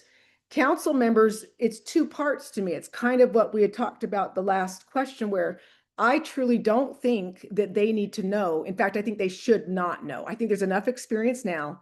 They should not know in advance who is on the council. They can know maybe who's they got to have the person that they're interacting with to organize it. But I don't think they should know ahead of time. But I think it's true what you said, Jennifer. Once the council happens, he should know who every one of those people is. Yes, absolutely. What I was talking about the anonymity is my concern that I don't want to, unless there's a compelling reason why everybody in this movement needs to know. I am not for the idea that even people in general understanding that something happened. That's why I'm not for the second part of just the people in the movement. But I am for the man on the day of the trial, or whatever, the council. I shouldn't say trial, I don't mean that. On the day of the council, he should absolutely be able to see every one of those people and know who they are. I absolutely don't agree. I just don't like it in advance because of the tampering. So I hope that's clear where I'm standing. No Yes. way in advance. Yes on the day of. Whoop, know them all. But no advertising to the movement in general unless there's some sort of compelling reason that the council feels would be relevant in that situation, that they better let everybody know. Yes, I like that, Karen. Yes. Thank you. All right, we're going to Connie next, then Kara, and then Kalisa. Hello. I just have a quick thought. Something that's been bothering and eating at me for some time. What happens, is there anything in this, in our laws to people who dox and hurt other people and persecute them for doing their duty and being on these councils? This has been a big problem. What happens to the women who do things? I'm trying to understand this. That's all. Thanks, Connie. Okay, we'll go to Kara next. Connie, I don't have a good answer to that, but I think it's a great question. I wanted to say that I also totally agree with Jennifer that, you know, once a man is sitting on a council with the women in front of him, of course he he will and should know who they are. But I thought that your example about the man in prison was interesting because I've actually thought about this issue, and I believe, as you said, that obviously, of course, the first thing that should happen with that man is he should go through the judicial system and he should be served his sentence by the law. But should we not also hold a council after the fact when everyone is safe that is us letting the Lord know and letting our community know that, yes, we also agree that this man should not be performing ordinances? Not necessarily even because there's a physical concern that he might come back and start baptizing. Maybe he would, maybe he wouldn't. But we're just saying, essentially, if we were to do that, that this man has sinned against our community and he is not safe, and don't let him come try to baptize your child or bless the sacrament or knock on your door. And I don't necessarily know the answer to that, but I think it's worth considering. And in a situation like that, so many of these things that we're talking about, say if a man is in prison, it's just going to be different because he's not going to be able to attend his trial. He may not even know that it's going on, but I still believe, I think for myself, and it's okay if anyone disagrees, but I still believe that it ought to happen because it's a statement that we're making as a group that I think is an important statement. And it's an important statement to our children that we're holding each other accountable and we expect a level of behavior in our community and we're going to protect our community. And so that brings to mind to me this issue that these situations are all so different. And I went to the meeting that Annette and Taryn hosted in Boise, and I was so struck. My impression the whole time was these situations are all so different. Sometimes people already know what happened and it's common knowledge. Sometimes nobody knows and nobody has to until the council takes place. Sometimes it's going to be women in the fellowship or who are familiar with the daily walk. And sometimes it's going to be impartial women who have no idea about anything. And so to me, I guess what I'm saying in general is, can we see that maybe having extremely specific rules that everyone is supposed to follow in every circumstance could be damaging? That there ought to be a level of recognizing that these situations are different, these people are different. It's never going to occur exactly the same way. And in all of the councils that I heard women talk about their experiences with, none of them were the same. And one idea that I have that I've heard brought up a few times is, rather than having, I know we're going over this document, I respect it, and I appreciate the guidance that's there, but rather than having something that's canonized into law, into scripture, that everyone is expected to follow in the same way every time, what if there was another system of checks and balances, like having all of the women on a council, whenever there's a disagreement or a misunderstanding about process, every woman on the council having a voice and coming to a majority decision, a vote among the women on the council about how they ought to proceed. And I could see that being a protection that could help protect these men. I trust the other women in this movement, but would still allow for inspiration, variance, and for respect to be given to unique situations. Anyway, I know that's a little bit off topic, but that's what I wanted to say tonight. Thank you, Kara.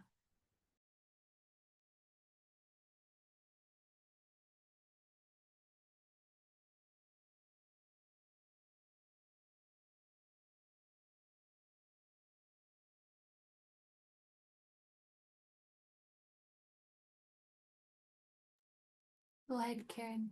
Since it's quiet for a minute, I guess, on this topic, I wanted to, and we're getting close to ending. Q asked me a question, and I think it's an important question. She asked me up here, where is it, Q? Okay, wait, I'm finding it. All right, she asked, Karen, did that happen in your fellowship? What I had talked about, like, clear, this is at 7:06, so way back. Wouldn't it be up to the fellowship to protect its own fellowship, right? It's a great question. Or is it the role of the covenant Christians to ensure someone in another fellowship is held accountable? That's really good, because it, it's kind of like, okay, do we get into other people's business, or are we like these, and so I answered her and I said, I have thought about this, and the fact that the Lord in the revelations to us on the women's councils gives us the option to hold, if you're not a home fellowship, you have an option to call a council at a general conference. So it must be done, but the very fact that we are given that latitude and option and instruction answers the question to me, that it is ultimately, in the end, can be a covenant decision. So if let's say the whole fellowship went apostate or whatever, or corrupt, and they weren't willing to do what they should do, and it came down to it,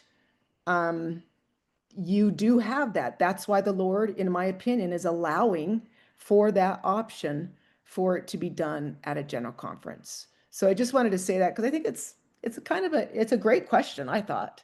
And so that was just not off, it's off topic of this, but I'm assuming everybody was just quiet, so. Thanks, Karen.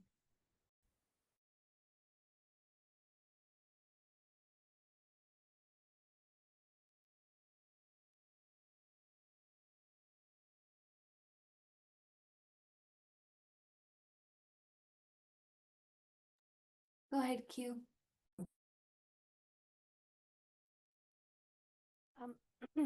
Thanks, Karen, for complimenting my question, but that's not what I want to comment about. I'm just curious, because I kind of keep hearing that this document is becoming like mandated rules. From my understanding, I thought this was just a discussion about what is the Lord trying to say to us, and as women coming together to kind of reason together, not to create a document that would be mandated. I didn't see it that way. Like, I know I brought up in the November meeting last year, so I asked Stephanie is this something like policies? Because policies are meant to be changed based off of what you learn, right? And so is this document meant to be mandated? Can somebody answer that for me?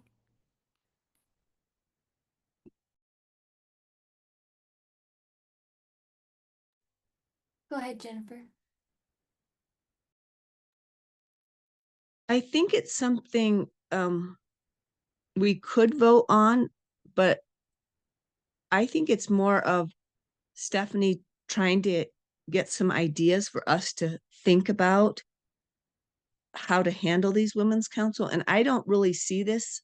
Personally, I wouldn't vote for the document, even though I agree with much of what's said in there, is because the Lord said, what I have been given, like, is not to be added to or taken from. And, you know, we can see just of the discussion on Slack between time and place with the very words that the Lord has given us. If we add our own words to what the Lord has given us, it's going to be over the top complicated. And so I'm thinking having these discussions and talking about it, I don't know how much we're going to have to come and clarify things, because the Lord says the disputes are solved about the conduct of women's councils in the conference. But the way Kalisa and I organized the April conference, it was about a specific dispute, and we asked something that was not going to affect anything in the future. I would really shy away from making decisions that are going to affect future councils. But when we have disputes about the conduct of a whole council, that's to be brought before the women's council. It's kind of like our Supreme Court that we have. And I think it should be confined just to make a decision about that council and not try to add to the instructions the Lord has given to us, because I think we could get into a lot of, like, we could get off track very fast if we started doing that. And I know Karen has spoken about against rules. And in that respect, I agree with her. I do not think I can be persuaded, like, if things come up later, but right now that's where I'm at. This is not a document to give us a whole bunch of rules. I don't know if that answers your question, Q, but that's the way I would vote right now. Thanks, Jennifer. Kalisa, do you think you could take about 1 minute for your comment? Sure. I'm just going to say that this document, from what I recall, was put together by Stephanie as a way to facilitate the discussion at the last November conference. She pulled all kinds of ideas and thoughts that were submitted to the conference organizers together and tried to build out a document to guide our discussions. When we couldn't agree on pretty much anything, which makes sense, this is complicated, we voted to use this as a guideline just to test it. I don't think anybody is proposing a vote on this document that would push this document through as like, these are our standards.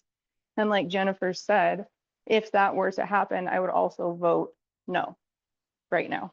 So. Thanks, Kalisa. Let's take Michelle really fast and then we'll get to the closing stuff. Yeah, I hope I can be fast. I just want to say too that I think all the principles that we need to conduct councils that are fair, just, and according to the Lord's instructions are already in Scripture. But we need to discover what they are and how they apply.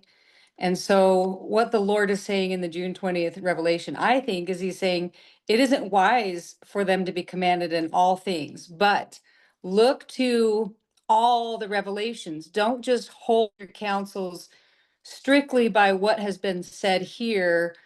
Go to all the revelations, apply the principles of that are found in Scripture, and you can reason together and you can use those things to put into your counsel. So I think all this discussion that's going on is just trying to get people's brains working and seeing how scriptures apply, and maybe there's a lot of false ideas that we've had in the past about government and how, you know, priesthood should be whatever. And we kind of have to get that gone and come up with these new, like look at things scripturally. And so to me, it's not a hard and fast rule thing either. It's what principle applies here and how do we apply it, and getting everybody's ideas on that so we can do it better.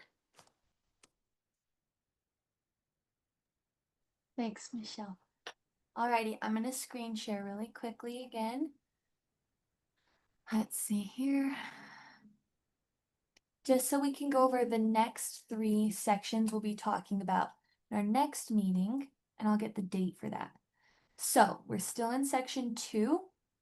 We're under letter C, and we're going to start with Roman numeral 6. Council members should not be removed or replaced except for in an emergency on the part of the council participant. Then we're going to go to number 3, section B. There could be a section on one of the existing websites where the outcome of the council could be announced. And then it looks like after that, we'll go to section 4, which is petitioning for the return of a certificate. And we're going to be on B, Roman numeral 1. What if the original 12 cannot be found? So those are some questions that we'll discuss next time. And then just so everybody knows, oh man, I need to share my screen. Hold on. Sorry. I sent this to the email in the Slack, because people are always trying to find the Zoom link.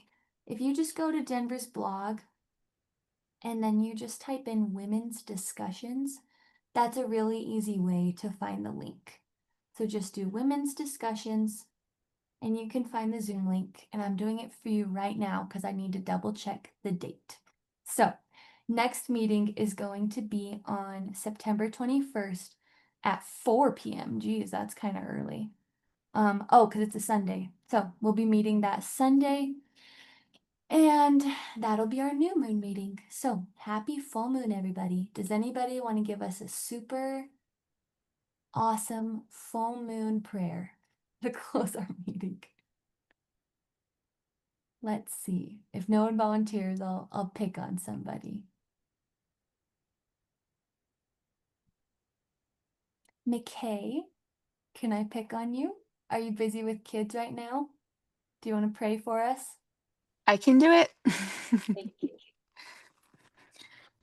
Our dear, kind, gracious Heavenly Father, we are so grateful to be gathered together as women, with all those who have taken a lot of time and prayer and energy to contemplate these complex issues that are asked of us, and that you have been with us. We thank thee for being with us as we have tried to sort through all these issues, and we are so grateful that we've been able to do it in peace and with love today. And we ask you to help us to be able to keep that spirit with us as we contemplate what's been said and understand one another's viewpoints. Help us to be able to be filled with thy love and thy spirit. And we're so grateful, and we ask you to be with us as we contemplate these things until next time, and help us to be enlightened and to have thy knowledge and thy wisdom with us as we sort through it. And we're so grateful for thee, and we repent and are sorry for all of our confusion and our mishaps and our own ambitions and our own fears that come in between loving one another. And we ask thee for thy forgiveness and ask you to knit our hearts together so that we can do this. And we pray for these things earnestly in the name of Jesus Christ. Amen. Amen. Thank you so much. All right. Allie, thanks, can I Lord. talk to you real quick before you go? Yeah, for sure. Thanks for coming, everybody. See you next time. What's up, Lisa?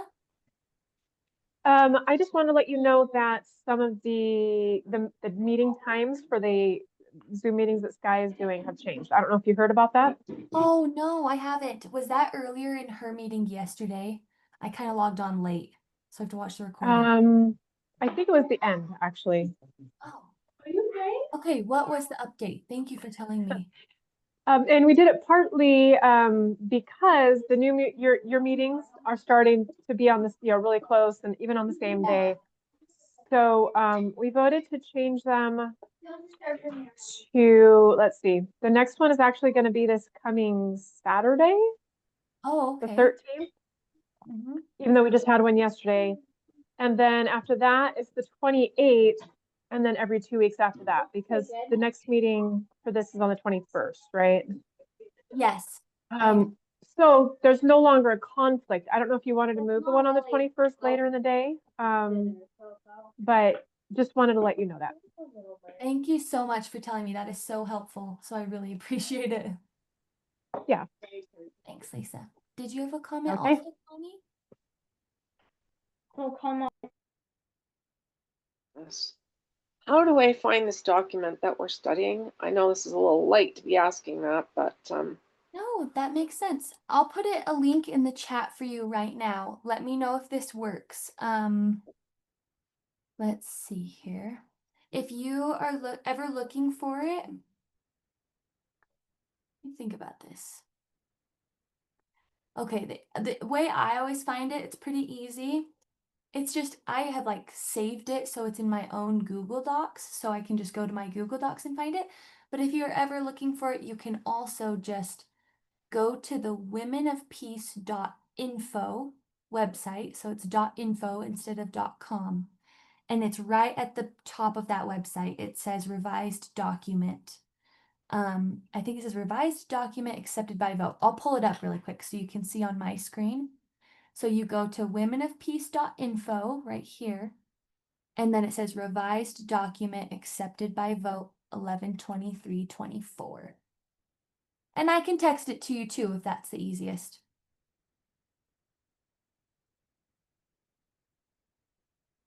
You're still muted, so I can't hear you. Connie? I can't hear you.